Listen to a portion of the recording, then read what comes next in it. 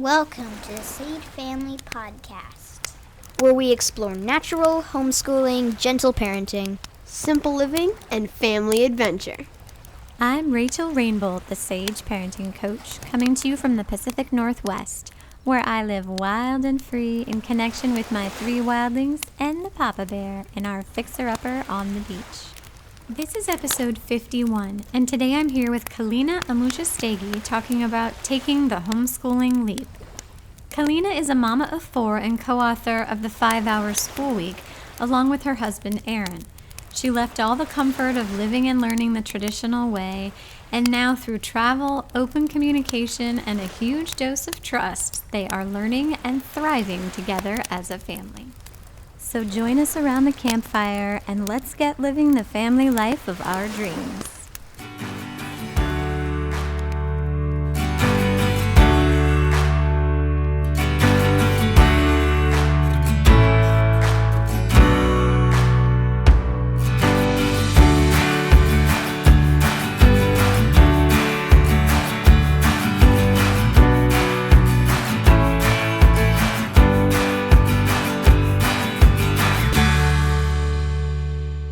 If you have read and loved the Sage Homeschooling book, it is so helpful and appreciated if you leave a review on Amazon. Like Jen, who writes, "The perfect homeschooling book for 2020. This book is so good. There are moments of laughing out loud and pages of me just nodding my head in agreement and wanting to yell, 'Amen! Preach it, sister!' This book both inspires and challenges me as a parent and a homeschooler." Thank you so much for that review, Jen. If you haven't read the Sage Homeschooling book, then pause this episode and go add it to your Amazon cart. I have also made the book available to libraries, so if it's not on your library's shelf already, all you have to do is request it. Our adventure this week was our annual fall trip to a nearby state park that just takes my breath away with autumn beauty. Every year it is a vibrant painting in motion of every beautiful aspect of the season, including a lively salmon run up the creek off the river and hikes through flurries of falling leaves and fluttering seed pods.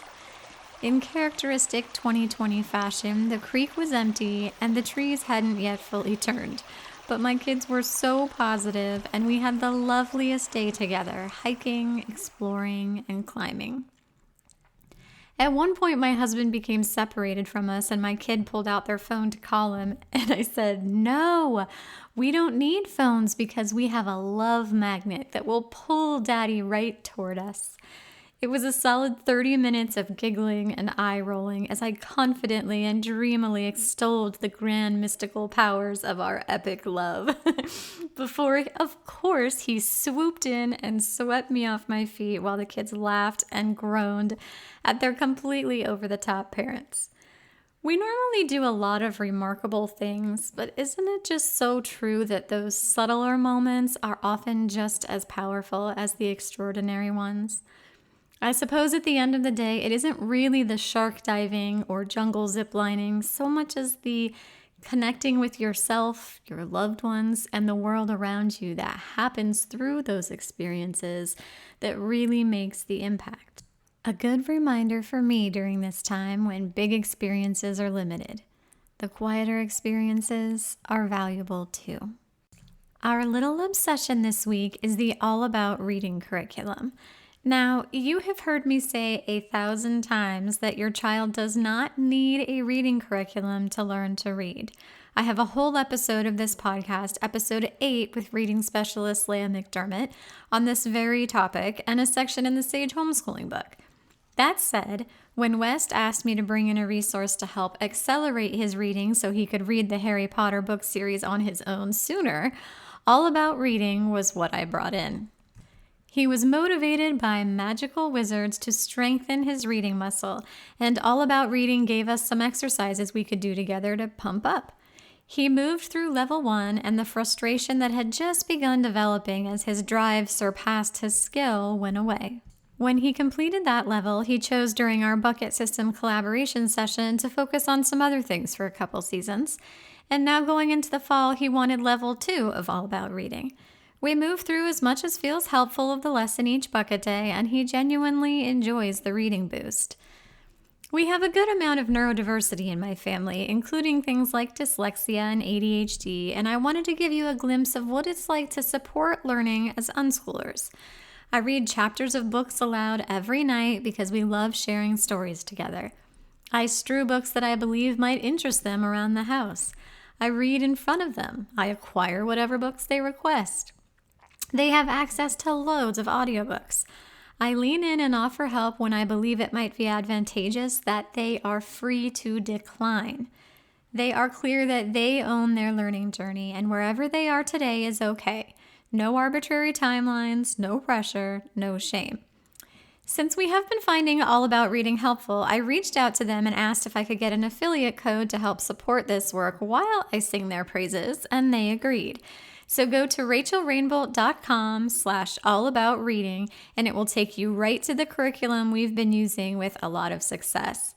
I've also written up a blog post with a more detailed review that I'll link to in the show notes for any other highly investigative homeschooling mamas like me. I really go into all the details there about how we use it and how it works for us, so I know a lot of you might find that helpful. If you want to see photos and videos of our day at the skate park, we do that a lot too, state park, including the recreation of last year's silly photo that my kids insisted upon and now might officially be a tradition, or us using the reading curriculum, then head on over to sage.family on Instagram and follow along.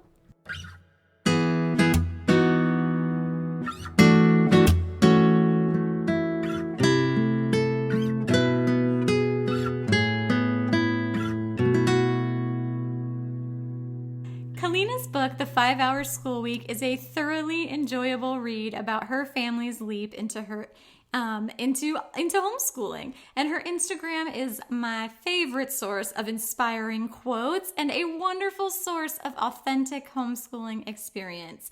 She shares her journey openly and honestly, and I just love that. So welcome to the show, Kaleena. Thank you so much, Rachel, for having me. I'm so excited. Okay, so you are going along, living your life on the mainstream path, kids in school, working lots of hours, right? You were totally normal. What was life like for your family at that point?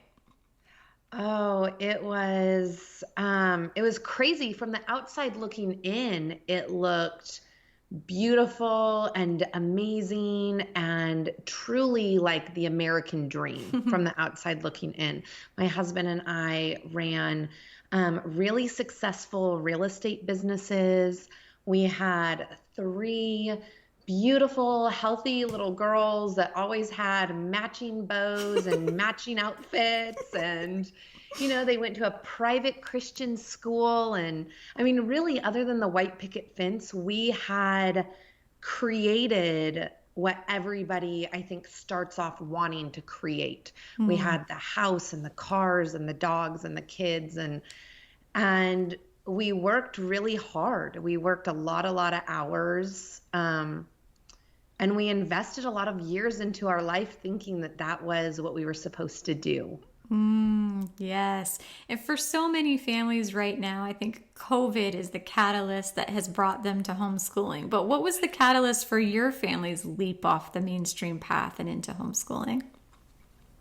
It was a series of events. It was years of running a business and raising kids alongside having teachers and nannies and employees, and really waking up and being unhappy, unhappy in my marriage was a huge catalyst. Being unhappy in my business, even though financially it was very lucrative and successful, I kind of felt like a sellout. I wasn't doing what truly made me happy. I wasn't doing what was true to myself. Yeah. Yes. And I think that it really was very painful, actually, the catalyst for us. I mean, we were considering divorce. We were thinking about closing down businesses and firing people. We hit a place in our business where we thought maybe we were going to go bankrupt, actually, and lose it all. And it was my husband's father passed away all during kind of a similar 2-year period. And it kind of just put life into perspective. Like, what are we doing? Where did we get these priorities? This isn't really us or what we wanted. Like, we have the things. But I remember looking at my daughter, Madeline, and she was approaching 9 years old and just being like, it's almost half over. Oh, This is almost half over, and I don't really know who she is. I don't know what she likes. that is I so remember, like, profound. it is. It was this moment of like, wait, like, who is this kid? I remember Isabel, my youngest daughter, like, I remember just kind of forgetting about her a lot. Like, I didn't really remember connecting with Isabel tonight. I would look at my husband and be like, I don't remember hugging her. I don't remember like meeting her, like being with Yeah. her today. And she was so little, you know? Yeah. And so it was just this accumulation over a period of about 2 years of, some really painful realizations, some painful loss. And we entered a season of healing and like great work, I guess. Like, what are our priorities? Where do we want to go with our life? Like, it's short. My father-in-law passed away at 55.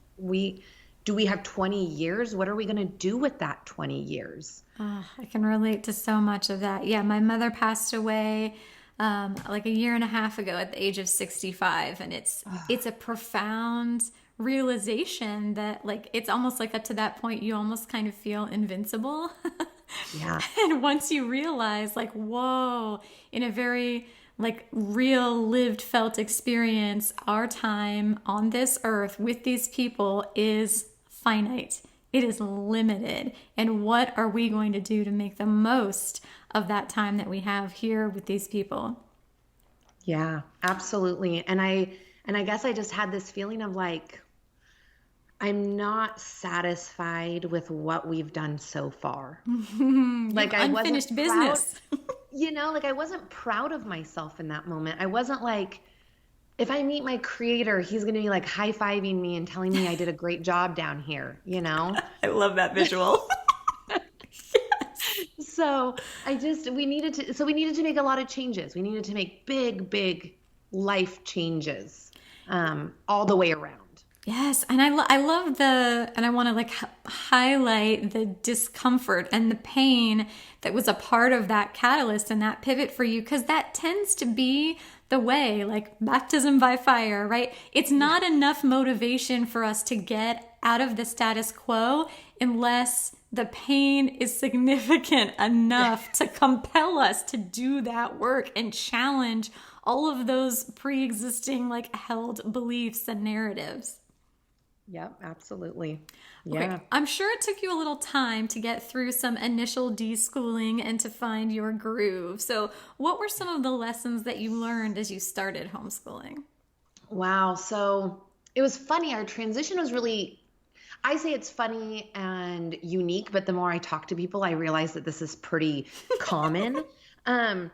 So the way that we started off was originally Aaron, my husband, restructured his company, and he had read The 4-Hour Work Week by Tim Ferriss. Love it.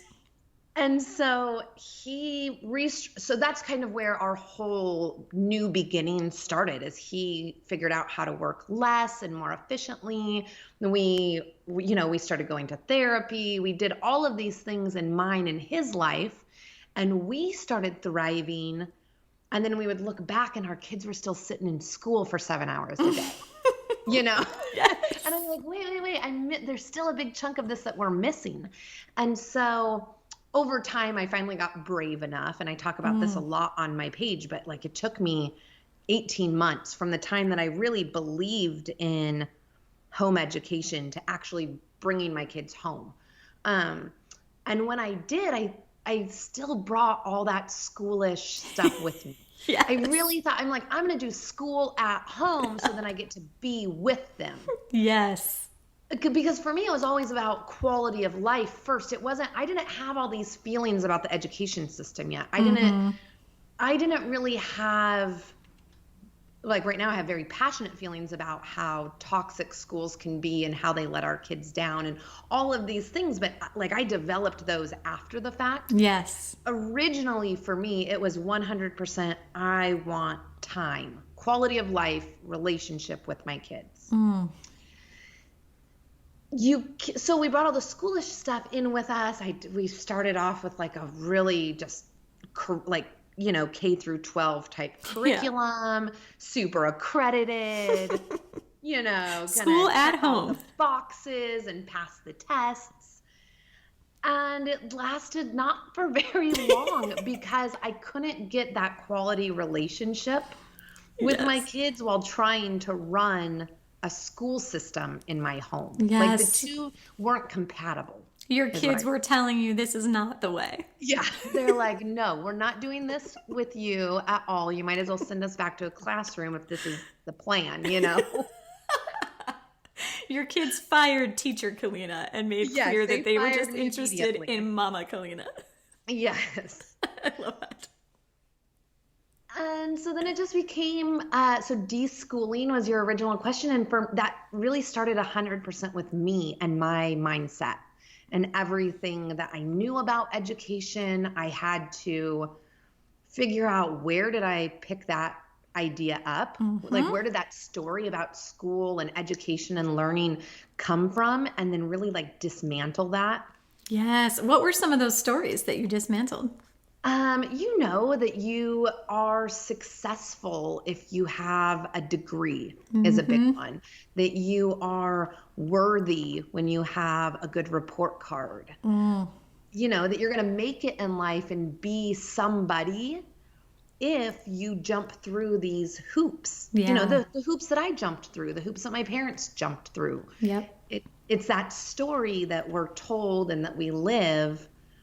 And I had to come to an acceptance that my kids' story didn't have to be, nor should it be, their story shouldn't be my story. Yes. We didn't have to have the same experience. Yes, there are so many of those stories too that they seem to be so pervasive that they're like beyond reproach, beyond questioning. But then once we get brave enough to start questioning them, it's like, oh, we actually have data about a lot of this stuff. Like people with good grades actually aren't more successful in life. Test scores actually aren't correlated with higher income or greater life satisfaction. So once we get brave enough to actually start doing that questioning, it's really profoundly eye-opening that wow, we really actually have a tremendous body of research that informs how children actually human beings, how they learn in their native habitat. And what we're doing is not at all it. Right. Isn't that was really the most eye-opening and almost, discouraging part of all of this, is because there is so much information about how children learn. What styles of parenting work, truly work, and support children and raise emotionally healthy people and humans. And that's none of the stuff that we're actually taught about, though. Yes. Yes. Yes, I could not agree more. Yesterday I was at a birthday party and I was talking to a girl that studied education at Stanford, and she goes, the disconnect for me is they would say, kids learn naturally, play-based until 8, all of these things. But then I went into a school and none of the things that I actually learned is what we carried out. Mm-hmm. Isn't that just so, it's baffling and discouraging to me, because I'm we have all the tools, we're just not picking them up. Yes, the disconnect is mind-blowing. And we know this for the first 5 years of their lives. Yeah. How did your kids learn how to talk? How did your kids learn how to walk? We are so attuned to this. And then all of a sudden there's this line at which when they turn 5, all of that inner knowing that you were so confident in is all completely invalidated now. Right. All that changes. You have to go somewhere to understand things. Yes. It's so weird. Yes. No, we can't learn to read just like you learn to talk and to walk. We have to teach you, with phonics through textbooks and through work. Otherwise it doesn't count. It's not real reading. I actually get asked that a lot. Does it count as reading if ... if we're reading it together, or if it's not an age appropriate reader, or if it yes, it all counts. It's all reading. It counts. It's all reading. Yes. It's funny the way that it was framed for us at least for me. I mean, I was also raised by an educator. Mm-hmm. And so I just had a deep belief that this is what we had to have. Yes. Yes, I At the completely same time, agree. I didn't go to college. I didn't get a college degree. And I think that this is when it really started. I go, oh, when people would speak to me about the way people learn and how people become successful, I was able to resonate with it because that's, what I did is I didn't go to college. I went to trade school. I got my real estate license, and I was very successful, like, Yeah. 6, 7 figures. Like it was really, I'm like, wait, I did all of this, without that degree, without that schooling, without, I taught myself. I learned Yes. myself. I wanted this thing and I figured out how to do it. Yes, that's another like beautiful and powerful way of illustrating the point. It's like, how did you do things before they turned 5? And what do you do now in your life when you feel a gap in your knowledge, or when you have a need to better understand something, or you have a goal in mind? How do you do that work of learning what you need to do and doing what you need to do to grow yourself and to create the life that you want for yourself? And school is very rarely, like taking a test or I fill out a workbook. Like that's so rarely part of that equation. Yeah. I mean, and honestly, as we become adults, it never is. I mean, maybe we'll choose to we'll choose to have somebody coach us and they'll have a workbook for us. But everything that I learned today is a very intentional choice because I'm driven towards it. Yes, There's a it's purpose. self-directed. Yeah, I'm self-directed. And honestly, I had to fight to become self-directed because it was so outside of my nature. Because of the school system. Well, yeah, and I would argue like it wasn't so far outside of your nature, it was so far outside of your nurture. Like it was so far outside of the way that you were raised and programmed. You were taught that you could not be trusted, that you were not enough, and you need to just be a recipient of the things that the people in authority tell you that you want and that you need. Absolutely. And then you question yourself and you think that you're not capable. Yes. And I think I was able to step back and go, wow, I was so capable of doing this. I was so capable of building this business and being successful.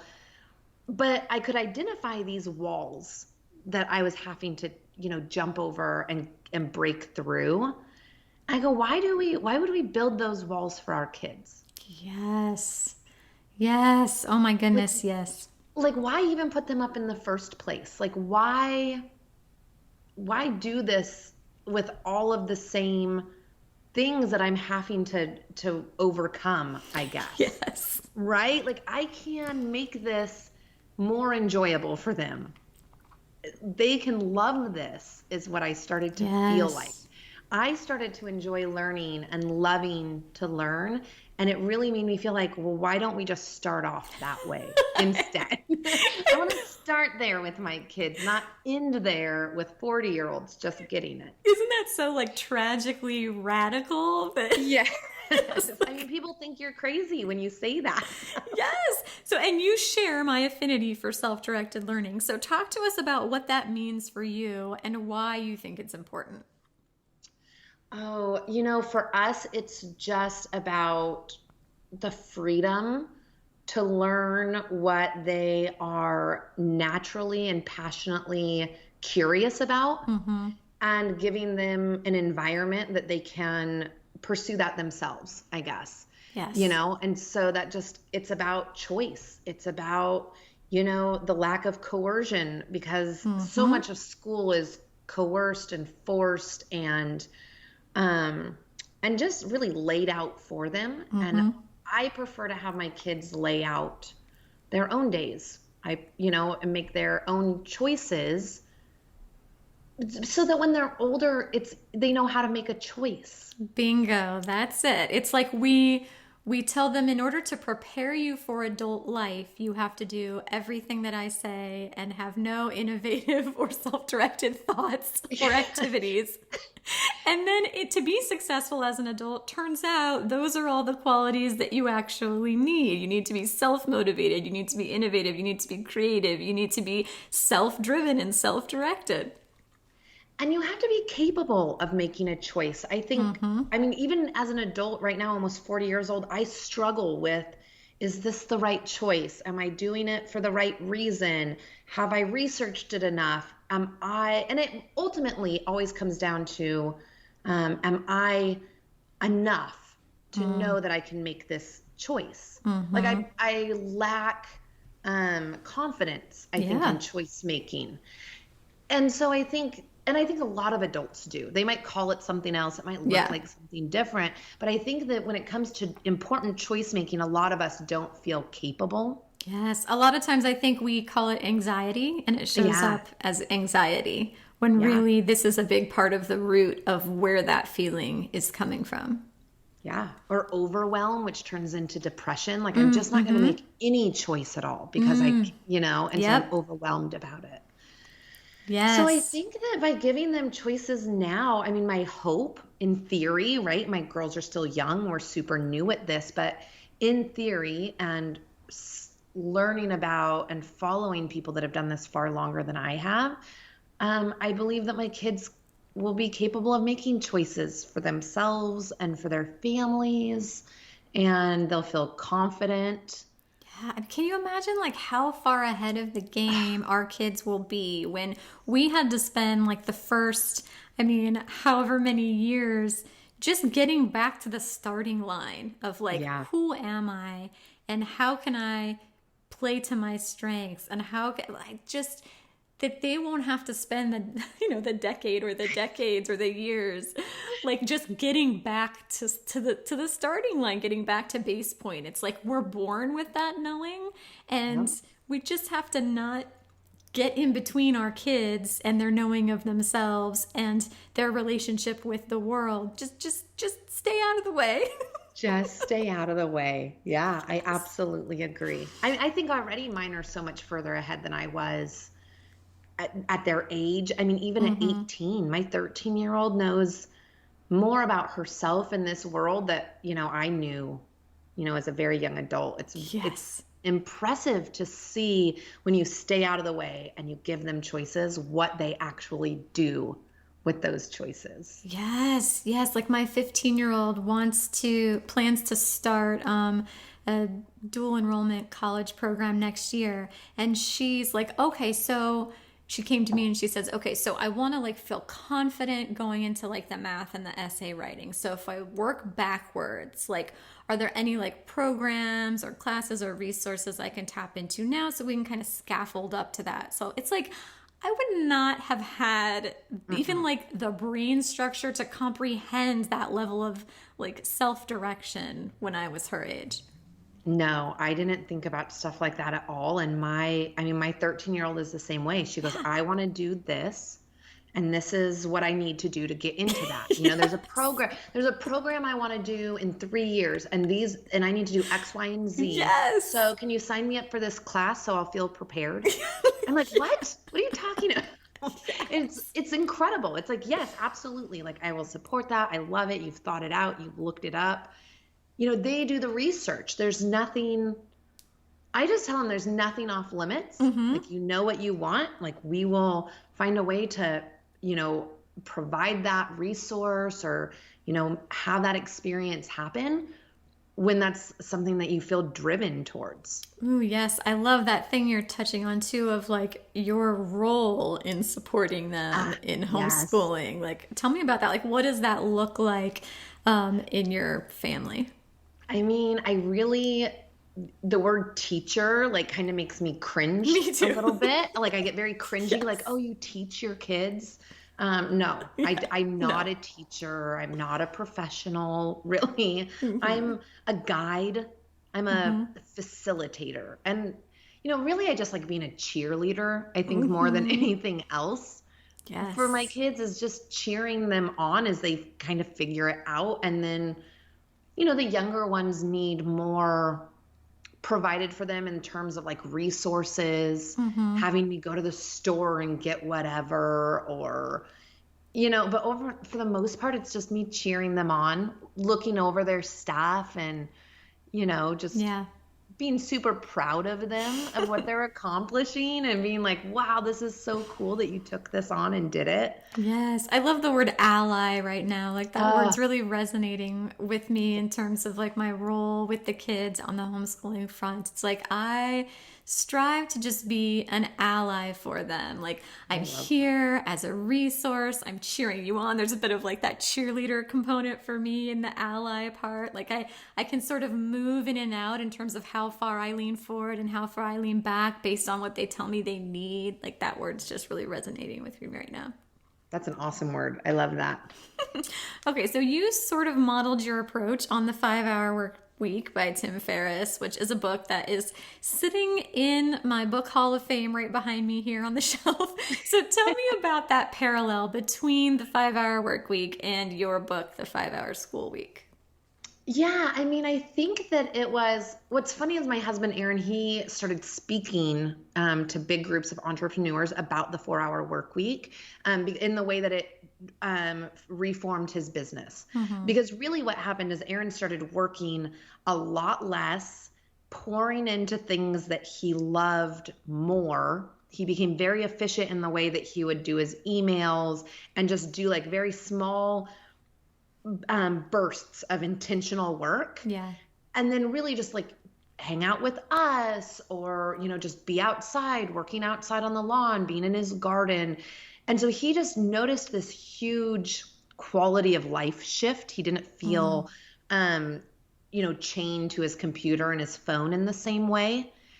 And he's talking to this big group of entrepreneurs, and somebody raised their hand and they said, if you're telling us that this is how we're supposed to be working, we're not supposed to be in the rat race, we're not supposed to be doing all of this, then how do we explain to our kids 8 hours of school and 2 to 3, she was saying I had a high school student, they're doing 2 to 3 hours of homework and all of this stuff. And we were still in that transition. Our kids were still sitting in school at the time. And it was like, Aaron said, oh my gosh, I felt like the wind just got knocked out of me. Oh.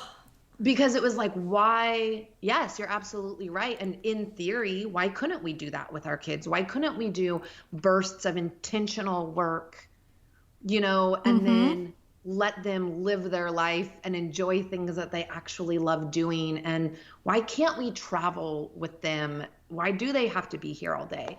And so that was kind of the big aha moment for us. And, we took the kids out of school, and even though I was doing the curriculum, like I realized very quickly, like we're not going to do school for 4 to 6 hours a day here. We know that this isn't efficient. And so we just started doing that. I said, okay, 1 hour a day. Let's do 1 hour a day of focused learning.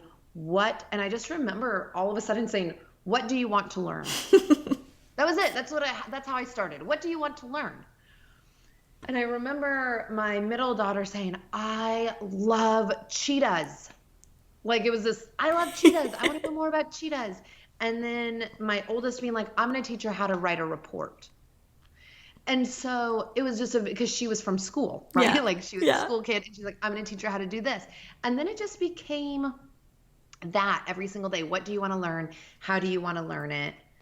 And that's, pivoted, and it changes a lot based on their age and how long we do this. They weren't super, super self-directed in the beginning because they'd come from a school. And so it just took it took some time for us to find a rhythm to our days.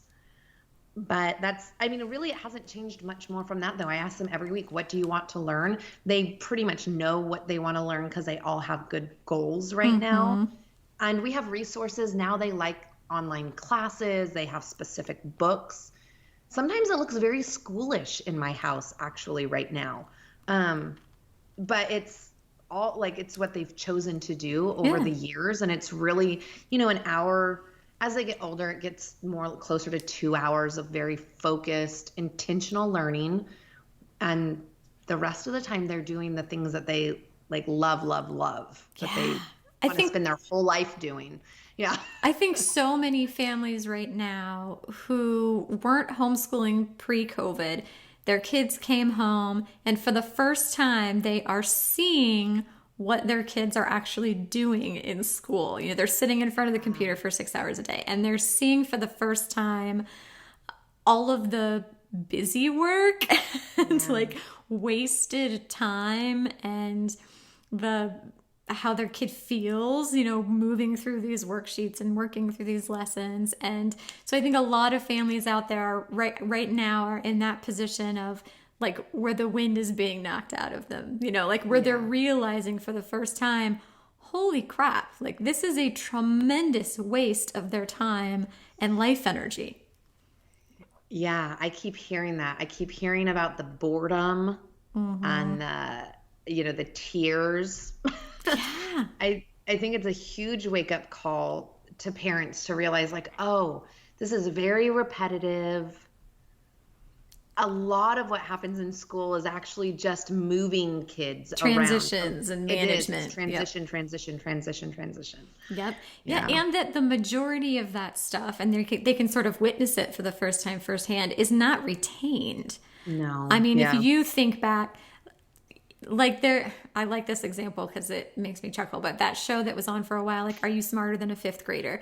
Like it was hilarious because of course we don't remember any of this crap. It's not used. Like if we don't use it, it doesn't stick. We just suck it in, we spit it out for the test, and then we move on. So just like you're hitting on with like the 5-hour work week thing. It's like there's a lot that most people are doing in their work lives that's actually a waste of time and is very unproductive and it's inefficient. And I like the carryover of let's bring that into homeschooling too. And I think in this moment in history, more families than ever before are starting to have that awakening. Yeah, I totally agree. You know, and I like to like even piggyback off of that and just be like anything that we feel is important in our life. You know, growth mindset. You know, we're all working on stuff. We're all healing. We are all working on emotional intelligence. We're all, you know, trying to level up in one way or another in our businesses, in our emotional well-beings. Like we are constantly learning. And, you know, I really like to just remind parents, like, don't forget to just bring them alongside you as you're doing this work. Like, don't forget to share with them. This is an opportunity to share our lives with our kids in a way that most parents we don't have the opportunity and don't get to do and don't understand how important it is. Yes. That people just see, like our kids just need to see how life happens.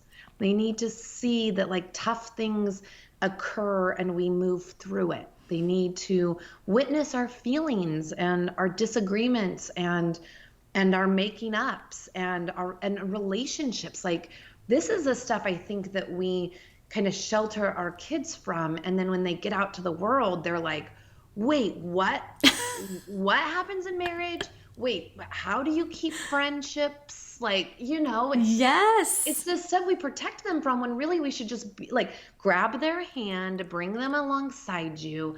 Like no matter whatever you're learning, they are capable of grasping it on a level of, of understanding. And this kind of learning is so much more indicative of like life fulfillment and satisfaction long-term than that curriculum that you've pulled up or memorizing what year Christopher Columbus landed at Plymouth Rock. Like this, like learning about like how to manage money and how to make up after you fight with your spouse. Like these are the things that will directly feed into their ability to live fulfilling, successful lives so much more than those little detailed schoolish things that we get stuck on. And that doesn't mean that you can't have any of that type of learning in your family culture or in your homeschooling, but to just keep that perspective of like what's like the meaty stuff that's really going to equip our kids to be healthy and happy and successful. Right. And it's the stuff that there's not a curriculum for. Exactly. Like if there's a curriculum out there for it, then that you should feel so good because that means that eventually if you're, you know, when your kids are ready for that stuff, there's something there. There is support for that, right? So, you know, like algebra, like my daughter can learn all of algebra that they teach over 4 years, essentially in 1 year or even less, honestly, in reality. And so save that stuff. Don't teach algebra right now. Teach emotional intelligence. Teach what to do with anger. Have discussions with your kids about politics and race and, these really uncomfortable things that we were told as kids not to talk about. Like, talk to your kids about that stuff, because we don't have curriculum for that, and we need it. And so these are the things that we need to be pouring into our children, allowing them to question, and for us to be there and to support these big ideas they're going to have, because the algebra is still going to be there. Like the Revolutionary War, it's still going to be there. Like you can learn about, you know what I mean? Like all of that stuff, you can learn that when you're 13, 14, 15, 16 years old, whatever. When they're young, like pour into them the stuff that there isn't curriculum for, the really important stuff. Yes. Something I talk a lot about here is that homeschooling is not an educational technique, but a lifestyle. And you're hitting on this point that I would love for you to spend even more time on, of like, how are the values that we center in homeschooling? So things like questioning the mainstream, being intentional, self-direction, honoring natural ways of being, meeting needs, all that kind of stuff. How are those values reflected in other areas of your life, like work, relationships, health, and how do you like bring that all in? Like you were just talking about, like it's a family journey. Like what are some examples you can share with us of things that you have worked on that are like values based in your life that you've been able to bring your kids alongside you with?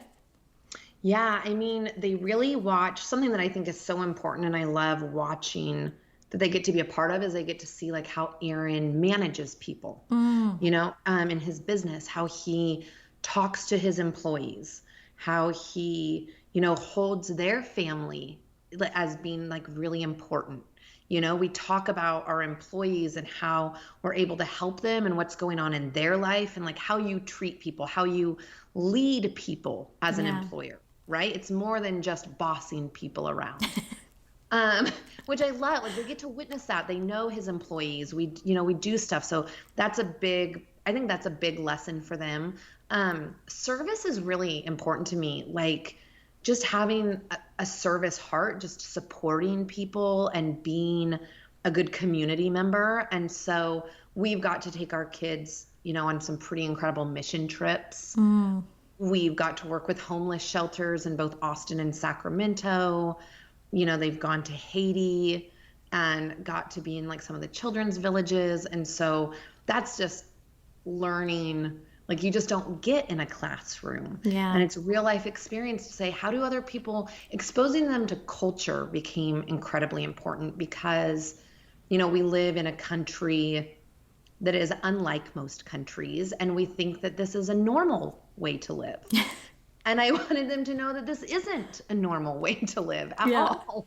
And so understanding different cultures, understanding people and where people come from, understanding the way families are formed, like those are really important values to me. And so we've really got to just immerse our children in different cultures, in our business. And the number one, and it always feels so boring to say, is like, have deep conversations with your kids. Like just conversate with them. Just talk with your kids all day long. Answer their questions. Ask them why they had that question. What sparked that curiosity? Why were they thinking about that person? There's so many things that when you just sit and you talk, you just have a big conversation about student loans. You have a big conversation about poverty and, the man that was on the corner, and like, why do we think that he was there, and how can he receive help? Like there's so many different conversations we can have with our kids if we just listen to their questions and we try to see the world a little bit through their eyes. Yes. And that's such a beautiful example of like how self-directed learning plays out like in a values-based, relationship-based way, because all of the learning that happens in those conversations, it's like layers. We're just like layering, because the conversations are revisited and they take a bite here, and then they might be like simmering on that for 6 months, and then they'll ask another question, and we're just keep layering on like new awarenesses and new levels of understanding, and they are meaningfully contributing to these conversations and making us think of things that we hadn't thought of before. Yes. Okay, so if you could give any advice to some of those new homeschooling families who are coming into the space, what would that advice be? I find myself telling parents a lot right now to just trust their gut, trust that instinct that they have inside themselves that what they're doing or what's going on wasn't working. Like, it's okay to trust that. And it's equally okay to trust your child. And I think it's the hardest thing for all of us. I mean, Holt talked about it, right? We weren't trusted as children. And so, or maybe it was Gatto that said we weren't trusted as children. And so of course it is so hard for us to trust our own. Yes. And I think that if I could give anything to parents right now, it's to trust themselves and to trust their children. I love you so much right now because I do a lot of podcast interviews, like where I'm interviewed on other people's podcasts, and I am almost always asked that question about what advice I have for homeschooling families, and my answer is always trust. I knew we were soul sisters. I'm going to be honest. Yes. I knew we were. Literally, like if you Google my name, just browse all those. I've probably done like 50 podcast interviews, and that is always my answer. It's basically the exact same thing you just said. It's hard. I mean, parents just don't, because we were not trusted, we don't understand that it's okay to do that. But man, every time I trust, every time I let them lead, instead of being the leader, I let them lead. I allow them to show me something or why they're curious. I trust their decision on something. I have not been regretful. So not we one are time rewarded yet. every single time, right? Every time I learn something, they learn something, and I'm always just so grateful that I just stepped out of the way. Yes. Oh, Step out of the way. It's okay. Yes, and every time it's like we can build on that. So start by trust, like particularly if you're coming from a really mainstream traditional education background and you feel like the baggage is so much, just take one small opportunity to lean into that trust. So just lean back, give them a little more space to the point where you feel really uncomfortable, and just trust them and just observe. Just see what happens. Just open your mind with curiosity and just see what happens. And then when you get rewarded for that, then that grows your level of trust and it grows your confidence. And then you're able to try it with something a little bigger and then a few more things. And you just sort of keep going. And then the whole house of cards starts to crumble. It just topples down. And then you get free too. That's when you're really at that starting point that we talked about. That's when it's oh, okay, so now with all of that stuff out of the way,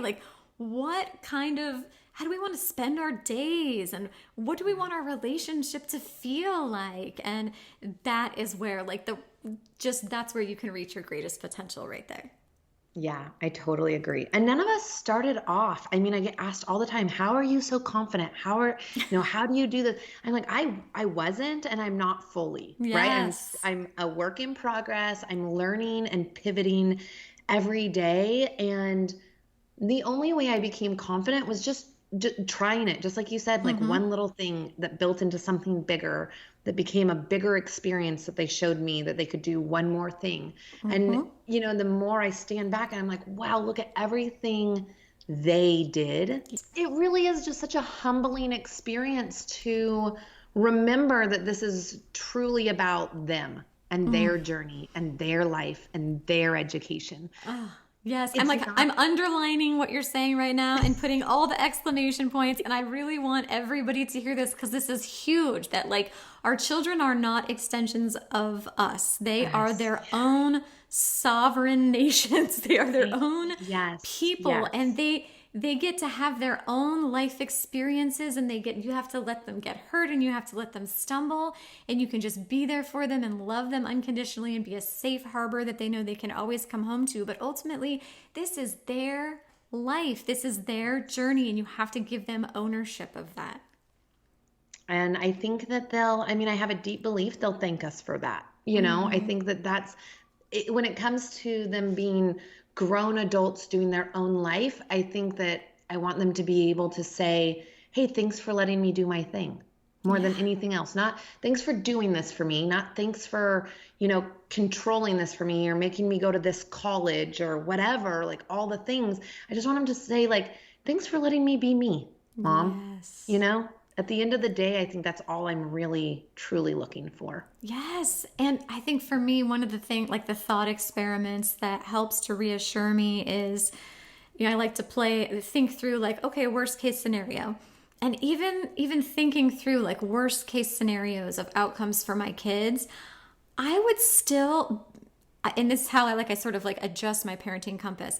I would still have total peace with how I showed up and how I held space for my kids and how I accepted them for who they are and how I supported what they wanted for themselves. So if your like sense of peace is outcome based, like I would feel that way if they got a master's degree or if they you are setting yourself and your kids up to fail. Like parent and homeschool in such a way that you have peace with like today, with how you showed up today and the life that they got to live today and the way that they knew themselves and loved themselves today. And that will give you peace for the long term. I mean, how can you go wrong with that? Absolutely. I totally agree. And I feel so grateful to just have figured that out, to like know that, because I think so often that isn't what we're taught in parenting. Mm-mm.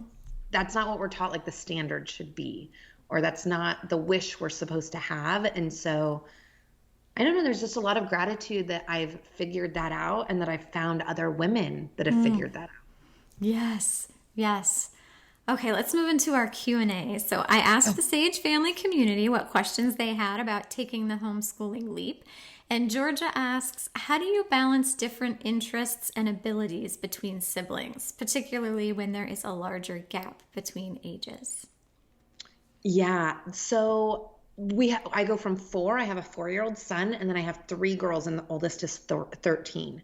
So, I like to tell parents, fill up the little ones first. Mm-hmm. I really pour into my toddler, play with him a lot in the mornings before I'm going to give individual time to the girls so that he just feels that his needs have been met, that he's been acknowledged. And then usually he'll be able to self-direct play on his own after that because he feels like he's been paid attention to enough because he's just still that age. And with the girls, depending on the ages, it really varies. My 13-year-old now is so self-directed. She really just tells me like, this is what I want. And she goes about that. And she really just likes showing me, being like, look at what I did. Look at how cool this is. My 11 and 9-year-old, they're still figuring out a lot of what really drives them. And so we do a lot of stuff together with them. They work out of a lot of the same books, or we take similar classes together. But it's just about pulling out. If I can get, 30 to 45 minutes of sitting with each of them, figuring out what they're really into right now, and then being able to come up with a plan for the week, then they can usually direct themselves through that. Yes. I think I never quite know how to answer this question, and it does come up a lot. I think it's perhaps because like the question itself comes from a very schooly paradigm. Like, how do you stand at the front of the room and teach a lesson to a 2-year-old and a 10-year-old simultaneously? Not that I'm accusing Georgia, this question answerer, because of course she's lovely, but I just mean in general, like, so how do you balance the different interests and abilities between yourself and your partner? Like, I suppose we sort of take turns in the sense that each kid gets to pick like one class at a time that we actually have to physically go to. I suppose we gravitate toward experiences that have something to offer everyone, but honestly, it doesn't feel hard to do in the moment, in the sense that it's just, the question assumes that like I'm sitting at the head of the table trying to didactically instruct 3 different kids who are working out of 3 different textbooks. And really it's just about how do you live life together with people who have different interests and needs. Like that, I think, is really the heart of the question. And that's the good like family relationship lifestyle designing stuff.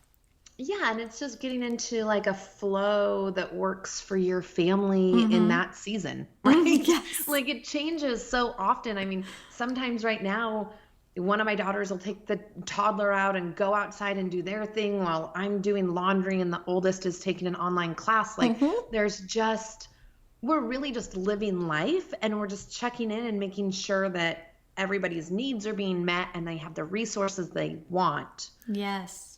So, yes, it's exactly that. I completely agree. Yeah, I think so. And anybody who feels stuck in that, like I've even had a lot of people reach out and be like, oh, well, I can't homeschool because my kids are like, they're different ages, like, no, like just live, just design like this really enriching, awesome life and have really like healthy relationships with your people and show up imperfectly, like stumble and learn from it, like be open to learning from it.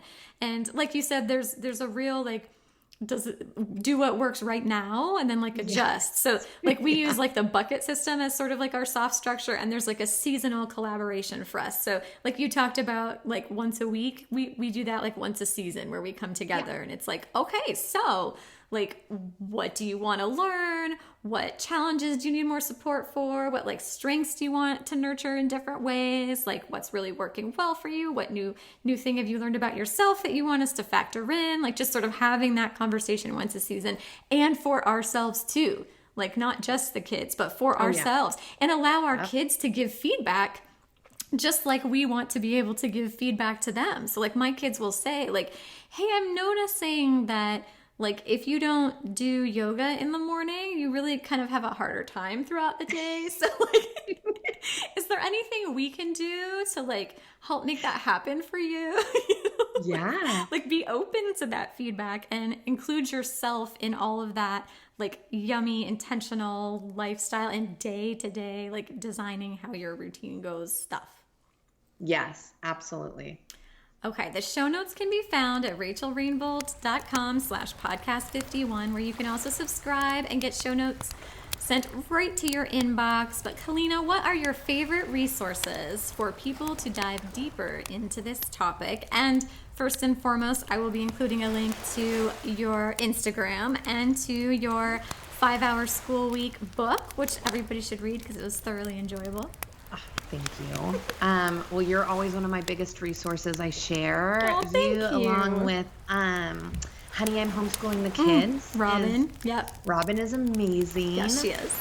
And my favorite books are probably your favorite books. Free to Learn, Dumbing Us Down.